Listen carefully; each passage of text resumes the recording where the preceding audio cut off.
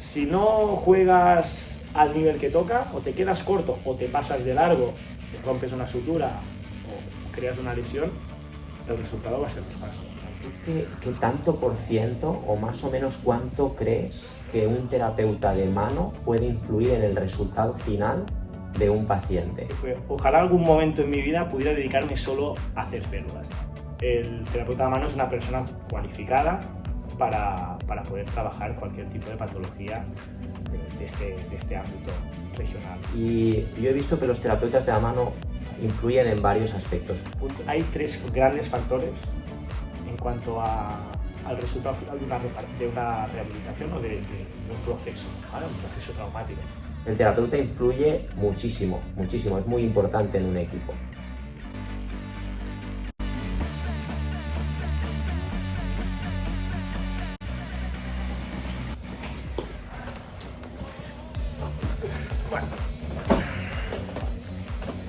Bueno, bienvenidos a todos.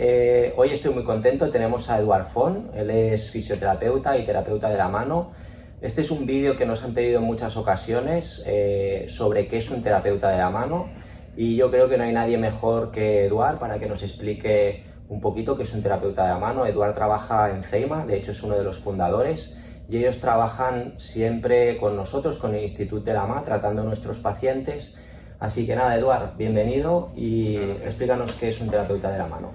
Bueno, pues un terapeuta de mano es un profesional sanitario el cual está especializado, el cual ha estudiado, ha intentado obtener todos los conocimientos posibles referentes a la mano, a su biomecánica, a sus estructuras, anatomía, también a los procesos quirúrgicos que van asociados, ¿vale? De esta forma, con todo este conocimiento, el terapeuta de mano es una persona cualificada para poder trabajar cualquier tipo de patología de este ámbito regional, ¿vale? Entonces, realmente ahora no es una especialidad como tal aún, ¿vale? Pero está en camino de serlo en años futuros. Bueno, de hecho, aclarar que en España el cirujano de la mano tampoco es un especialista como tal. Yo soy cirujano ortopédico y traumatológico y estamos avalados por la Sociedad Española de Cirugía de la Mano, yo también por la Federación Europea, pero no son títulos oficiales. Yo oficialmente lo que soy traumatólogo. Al final sí que yo creo que los años de experiencia y toda la formación que tienes en ese ámbito sí que te hacen poder decir que eres un terapeuta de la mano. ¿Cómo has llegado a ser terapeuta de la mano? Pues bueno, mi interés ya nació, vamos a decir, hace ya muchos años. Tuve un accidente en la mano y en ese momento pues empecé a conocer un poco qué era el problema de la mano, la gran disfunción que ocasionaba tener una mano con deficiencias o que ha sufrido un traumatismo. Yo tenía 11 años en ese momento y bueno, pues eso fue un momento de mi vida, ¿no? Quizás en ese momento me fijé un poco en lo que era la mano, pero tampoco no fue nada demasiado en profundidad. Pero ya después, con los años, pues acabé decidiendo trabajar como fisioterapeuta o formarme, sacarme el grado de fisioterapia. Y ya durante la carrera, pues ahí redescubrí un poquito el tema de la mano. O sea, me gustó mucho el ver que había tanta patología. Me da un poco de miedo el hecho de meterme en el mundo de la fisioterapia y acabar haciendo lo que acaba haciendo mucha de la gente, ¿no? Que es solo trabajar espaldas, rodillas, y quedarme en un mundo muy cerrado, con patología bastante similar una de otra. En cambio, la mano vi que era un mundo por explorar, un mundo con muchísima variedad en cuanto a procesos ya traumáticos o procesos quirúrgicos. Y eso me captó un poco, ¿no? Vi que sería algo que sería divertido, que no me aburriría con facilidad. Y además también tuve la oportunidad de ver algo de ferulaje durante la carrera y fue algo que me hizo pensar, ostras, me acuerdo que este fue realmente un pensamiento que tuve, que fue, ojalá algún momento en mi vida pudiera dedicarme solo a hacer férulas, ¿no? Y así fue un poquito como empezó mi atracción por eso. En ese momento intenté pedir unas prácticas en el único centro que había en Barcelona de terapia de mano. No tuve suerte en el sorteo y no pude conseguir la plaza yo. Así que bueno, pues tocó un poco ir por mi camino, ¿no? Ahí ya me olvidé un poquito lo que era la terapia de mano o de ese gran interés que tenía y me pasé a hacer más fisio deportiva. ¿vale? Fisio general. Fisio general. Lo que tuve también la suerte en ese sobre todo es que, bueno, pues mi mejor amigo de la universidad en ese momento sí que consiguió la plaza en el centro que yo quería como primera opción, y él acabó yendo a vivir a Francia, a trabajar a Francia para hacer terapia de mano, y como teníamos mucha relación en ese entonces, me dijo que por qué no me iba allí y podía empezar a trabajar como terapeuta de mano con él. Y así que fue lo que hice. En ese momento tú ya eras fisioterapeuta. Sí, sí. Entonces hice la homologación para poder trabajar en Francia y fui de cabeza a trabajar en un centro en el cual solo hacían ferulaje y rehabilitación de la mano, única y exclusivamente. Entonces fue una inmersión de nada con los conocimientos de la carrera, que realmente son unos conocimientos muy, muy vagos, muy superficiales. Me encontré teniendo pacientes de patologías de mano enfrente mío. ¿Dónde era, en Francia? En Grenoble. ¿Y allí teníais contacto con algún cirujano de mano? Sí, ahí realmente Francia es un poquito la cuna en lo que es la terapia de mano aquí en Europa. Realmente hay un diploma interuniversitario que es de ámbito europeo, el cual se estudia en Grenoble, ¿vale? Y que es de ámbito de toda la comunidad. Y realmente ahí hay mucho contacto. Yo me acuerdo que aunque nosotros trabajamos en un centro fuera de lo que era el hospital, cada mes había unas sesiones en las cuales se hacía reunión tanto los terapeutas de mano de toda la región, porque ahí no era un centro específico, sino había muchos centros, y los cirujanos de esa región, que se reunían un día al mes o un día cada 2 meses, ahora no recuerdo bien, y era pues para debatir sobre diferentes temas. Habían cirujanos que hacían una exposición sobre, por ejemplo, Dupuytren, y después había un terapeuta que hacía una exposición sobre Dupuytren, y luego se debatía en conjunto. O sea, ¿y casos clínicos también? También se hablaba de casos clínicos. O sea, realmente fue una época que por un lado teníamos el trabajo del día a día, pacientes tras paciente, además ahí trabajamos con 3 pacientes a la hora, o sea, imagínate el volumen que vimos. ¿Y teníais la posibilidad de comentar esos pacientes con el cirujano que lo había operado?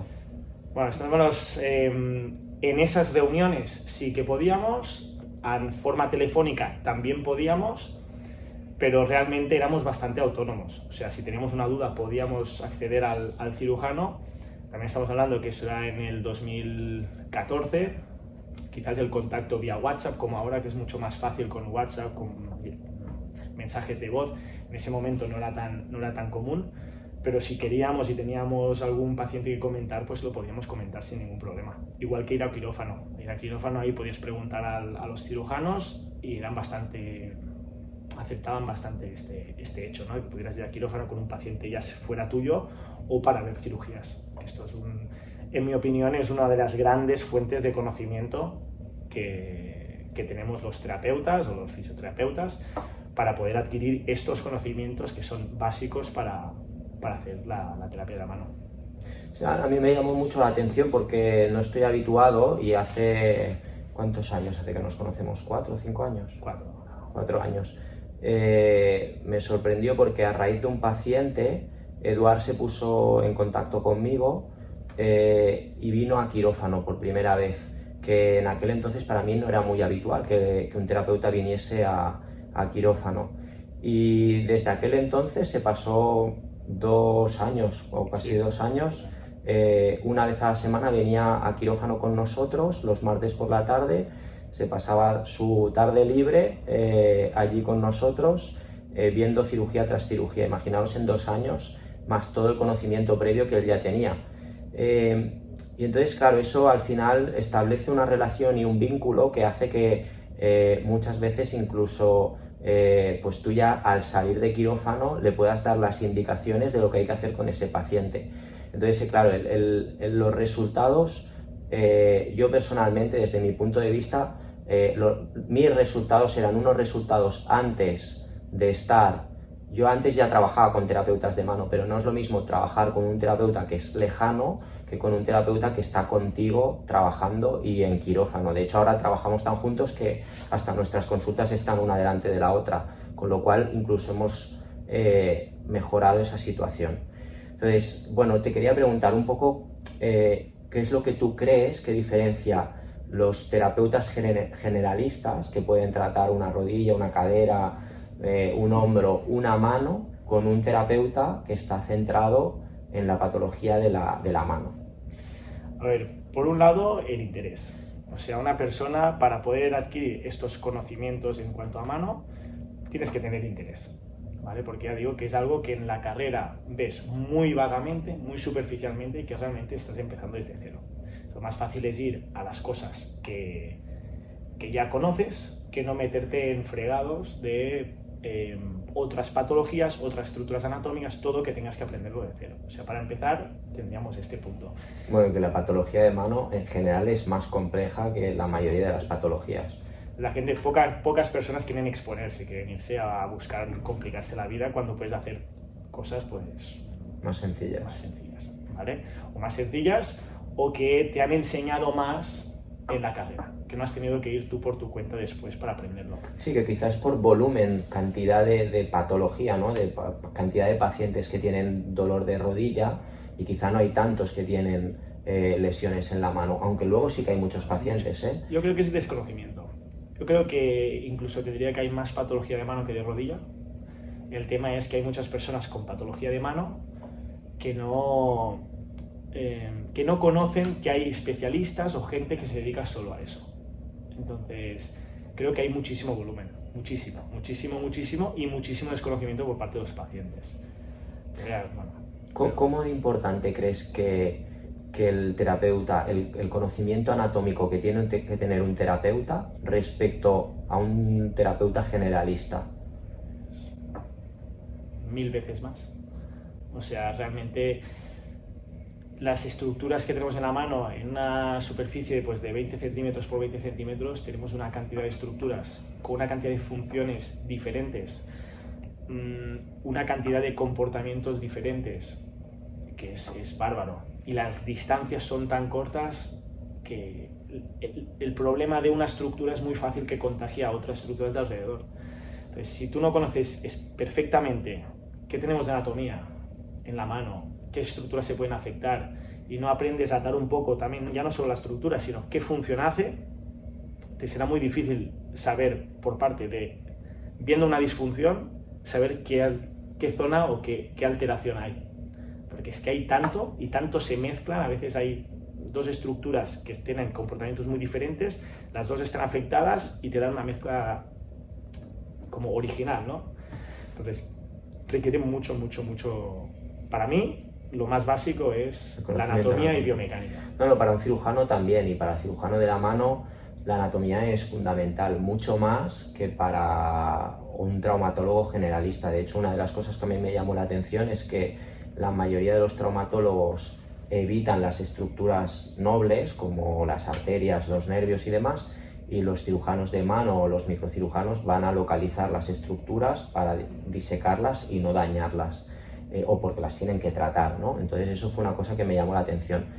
Y una cosa que me abruma es que muchas veces conozco fisioterapeutas generalistas que cuando hablas con ellos ves que el tema anatómico pues es un tema bastante superficial, y otra cosa es que no han ido nunca a quirófano. Entonces están tratando pacientes, están intentando evitar cirugías y están tratando pacientes después de una cirugía sin haber ido nunca a quirófano a ver ese procedimiento quirúrgico, lo cual, claro, a mí me abruma y me sorprende.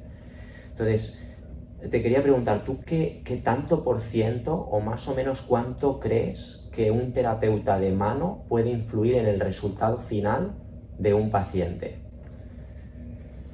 Hombre, yo creo que hay 3 grandes factores en cuanto al resultado final de una rehabilitación o de un proceso, ¿vale? Un proceso traumático.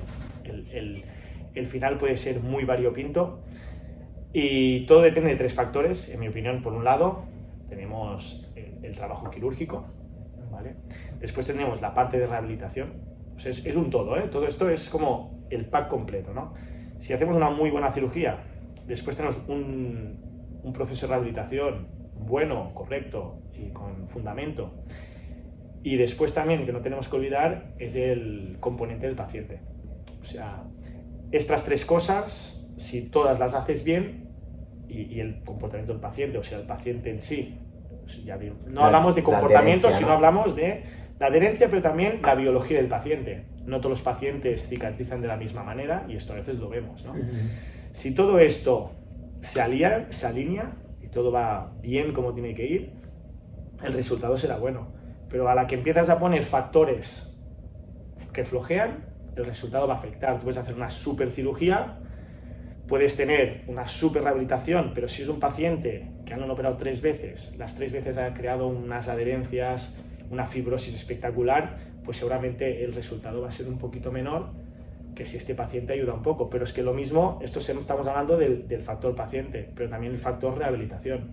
Entonces una cirugía espectacular, el paciente es un paciente que hace una cicatrización correcta, buena, pero después haces un proceso de rehabilitación con desconocimiento, que a veces por miedo vas demasiado flojo, o no flojo, no hablamos de fuerza, sino hablamos de que vas solo a, mira, la han operado tal, vamos a mover un poquito los dedos y poco más, pero no estás haciendo lo que debes en ese momento. Si es una sutura tendinosa, pues no estás promocionando un poquito de deslizamiento para evitar la formación de adherencias. Si es una reparación ósea, por ejemplo, con una placa, pues no estás moviendo porque tienes miedo a mover, que no se mueva la placa, cosas que no van a suceder si conoces cómo es el procedimiento quirúrgico. Entonces, si no juegas al nivel que toca, o te quedas corto o te pasas de largo y rompes una sutura o creas una lesión, el resultado va a ser nefasto, ¿vale? O sea, no siempre es romper, pero también si no vas a la intensidad necesaria, te va a ser muy difícil llegar a los resultados óptimos o los resultados mejores a los que puedas optar. Yo creo que los terapeutas de la mano, muchas veces cuando tú hablas con la gente, opinan que los fisioterapeutas tienen que ver solo con el postoperatorio de los pacientes. Y yo he visto que los terapeutas de la mano influyen en varios aspectos. Punto número 1, en el diagnóstico. Hay mucha gente que tiene miedo a ir al médico y lo primero que hacen es consultar a su terapeuta o a su fisioterapeuta. Y si conocen que hay un terapeuta especialista en una patología, van al terapeuta primero, antes de incluso de ir al médico. Si el terapeuta al que tú vas es un terapeuta bien formado y que te diagnostica bien y opina que esa patología es quirúrgica, directamente te envía con el cirujano, con lo cual no se demora ese tiempo de diagnóstico y el paciente acaba teniendo mejores resultados. Punto número 2, los terapeutas, incluso en aquellos procedimientos quirúrgicos, pueden actuar antes de una cirugía, que esto hay mucha gente que no lo sabe, pero a veces operamos rigideces articulares o adherencias tendinosas y no es lo mismo llegar a quirófano con una articulación absolutamente rígida que un paciente que ha hecho terapia preoperatoria y cuando llega a quirófano aquello ya está mucho más laxo y se puede trabajar mucho más fácilmente en quirófano. Y después, obviamente, el proceso del postoperatorio de la rehabilitación, que ya no es solo el gesto de la rehabilitación, sino la empatía que tiene que tener ese terapeuta, un poco adecuar las expectativas de ese paciente a la realidad, porque ese terapeuta está en quirófano, sabe cómo están esos tejidos y si tiene experiencia, sabe el número de cirugías previas que lleva y demás. Al final el terapeuta visita al paciente 2-3 veces a la semana durante muchas semanas. El cirujano lo ve una vez cada 2 semanas o una vez al mes. Entonces, en todos esos factores, el terapeuta influye muchísimo, muchísimo. Es muy importante en un equipo. Sí, a ver, referente a esto que estás diciendo, nosotros justo lo que estás diciendo, muchas veces nos hemos encontrado con pacientes que han estado con nosotros antes, han creado una gran confianza y muchas veces nos han llamado o me han llamado diciendo, ostras, mira, he ido a ver al doctor y me ha dicho de operar de tal, ¿qué piensas? Ostras, y te pone un poco la pelota en tu tejado, ¿no? Y dices, bueno, pues ven un día, miramos a ver cómo estás ahora mismo y vemos y también, pues bueno, te damos nuestra opinión desde el punto que podemos, ¿vale? Porque si te han dicho de operar será por alguna razón, pero vamos a intentar ver si vemos alguna otra opción o si realmente es la opción o bueno, pues te preguntan y Sí, por encima de la opinión sí, del... realmente te viene porque han creado una confianza y saben que les vas a decir la verdad. Bueno, y porque confían en vosotros, saben que están... Somos muchísimo, nosotros servimos mucho también de vigilancia al cirujano, o sea, vemos al paciente cada día, lo tenemos por suerte, lo tenemos durante una hora entera con nosotros cada vez que viene, hablamos muchísimo de la patología y de otros aspectos, y eso nos permite ir cazando pequeñas pistas que nos van dando, que nos ayudan a guiarnos en el proceso que está pasando el paciente. ¿Y cuáles son las herramientas que utiliza un terapeuta durante una sesión de fisioterapia? ¿Qué se hace? Bueno, aparte de usar los conocimientos adquiridos, o sea, un poco del intelecto, del pensar, tenemos como herramientas principales serían las manos, o sea, realizamos mucha terapia manual, estamos constantemente tocando al paciente, ¿vale? Después también tendríamos el tema de aparte de muchos, aquí podríamos hacer una lista larguísima, ¿no? Porque además cada terapeuta usa unas herramientas un poquito distintas, ¿no? Pero las que engloban un poquito más la mayoría de terapeutas de mano sería el uso de las manos propiamente, el uso de las ortesis, del ferulaje. En mi opinión, un terapeuta que no haga ferulaje, ni haya nadie en el centro donde él trabaja que pueda hacer férulas, pues será un terapeuta que irá muy cojo, ¿vale? Porque para mí tiene muchísima importancia pues hacer mucho con ellas. Y después tenemos ahora también que hay mucho auge en torno a la tabla canadiense, ¿vale? Que es un elemento de mecanoterapia, básicamente, que lo que permite es colocar a los pacientes, hacer un trabajo muy analítico, muy guiado, y permite trabajar, hacer ejercicios de movilidad pasiva hasta hacer ejercicios activos asistidos, o sea, te permite una capacidad de trabajo bárbara. Entonces, estos son los principales elementos que yo diría que una persona o que quiera hacer terapia de mano, como mínimo, tendría que conocer y saber usar. Y sobre la ferulización, ¿por qué crees que es tan importante? ¿Qué crees que deberíamos saber?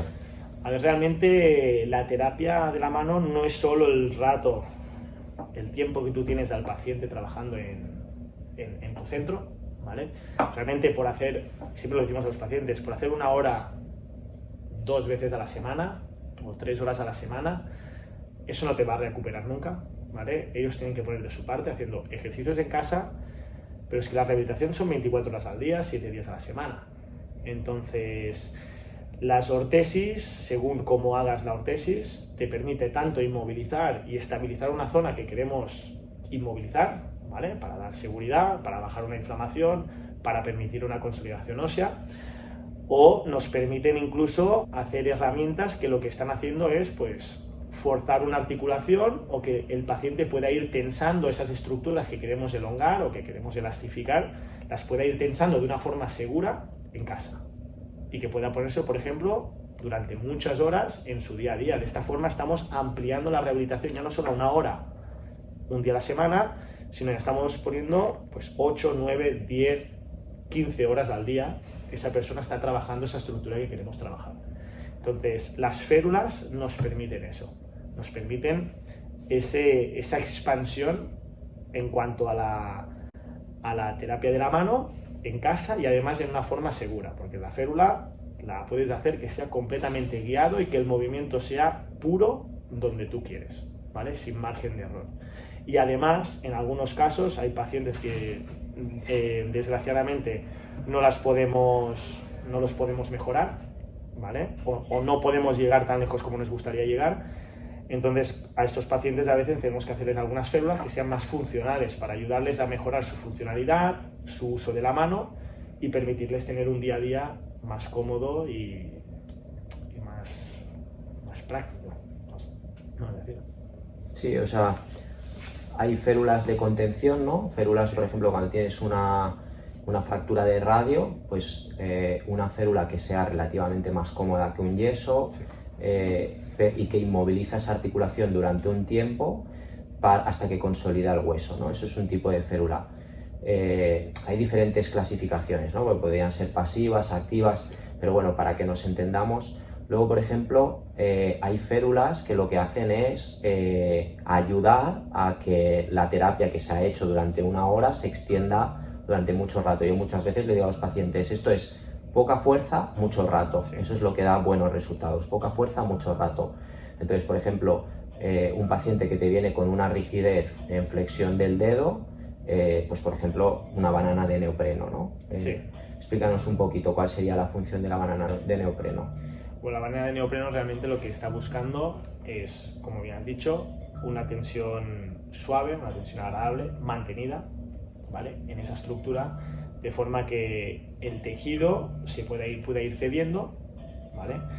Durante un periodo prolongado. Entonces lo que buscamos ya no es una deformidad elástica del tejido, que si coges una goma, la estiras y la sueltas al momento, volverá exactamente a su postura, sino lo que estamos intentando hacer con la banana es un estiramiento y mantenerlo durante suficiente rato como para que luego, al soltarla, esta goma tarde más en volver a su punto de partida, ¿vale? Entonces lo que hacemos es ir usando estas bananas, son férulas que son, por ejemplo, son cómodas de llevar, además comprimen un poquito el dedo de manera que controlan el edema, y con el uso continuo de esta férula durante muchas horas conseguimos esta deformación del tejido. Y luego hay otras férulas que lo que hacen es intentar pensar que en la mano, muchas veces cuando nosotros queremos hacer fuerza sobre una estructura que está lesionada, muchas veces la energía se disipa. Es difícil de concentrar la energía en la articulación o en la estructura que tú quieres que la energía vaya. A veces se disipa y el paciente no es capaz de hacer el gesto que tú quieres que haga. Entonces hay férulas que lo que hacen, por ejemplo, la Relative Motion, lo que hace es poner las estructuras en la posición, digamos, más lógica y más adecuada para que cuando tú hagas fuerza, esa energía vaya a la estructura que tú quieres, ¿no? Por ejemplo, una Relative Motion. Focalizar. O sea, lo que ahí buscar es focalizar y que todo el esfuerzo vaya en la dirección deseada. Pues como has dicho, por ejemplo, hacemos una artrólisis o hacéis una artrólisis de una interfalángica, pues muchas veces el paciente con artrólisis le dices flexiona el dedo y aún tiene la tendencia, porque ha tenido el dedo rígido durante mucho tiempo, de hacer la flexión en metacarpofalángica, no en interfalángica. Entonces lo que tú buscas es como si tú me dejas el bolígrafo, colocamos el dedo en una posición de ventaja mecánica del flexor y de esta manera cuando la persona cierra no le dejamos flexionar la metacarpofalángica y toda la flexión se va dirigida a la interfalángica, que es la articulación que queremos movilizar. Gracias. Muy bien, pues muchas gracias. Esta es la primera entrevista que hemos tenido con Edu, seguro que vamos a tener más. Nos gustaría poderlo ver en acción haciendo alguna sesión de rehabilitación también para que podáis ver en qué se basa una tabla canadiense, cómo se hacen férulas termoplásticas de esta que nos ha explicado. Y nada, nos vemos. Hasta la próxima.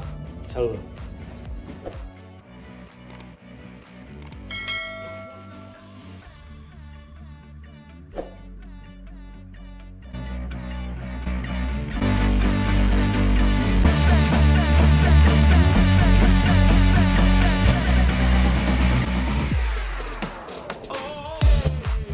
El puto móvil, este tío. No lo sé, pero al rabanteo. Se atreve a rabantar, tío.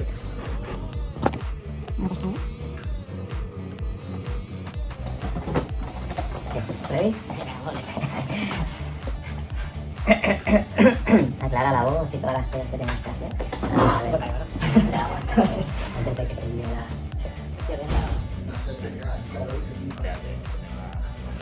Claro, no flipas, tío. Me quedo Mario. Estamos grabando, tío. Cabrón, mira. Es igual, no se ha grabado ya. Está yendo después. Toda la presentación. Tampoco no había para pasa. Ay, se me cae la puta. Siguen grabando la cámara a la puerta. Tengo tiempo, ¿no? Tienes un buen rato, sí. Bueno, pues nada. No.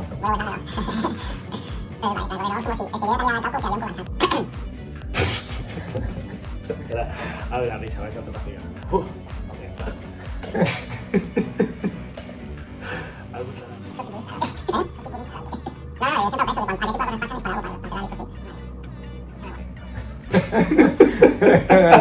Adiós, te veías, cabrón.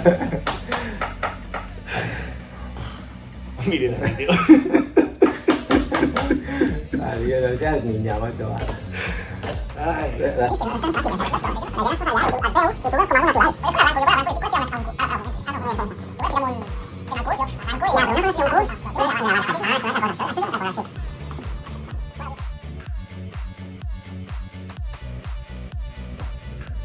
Mil veces más.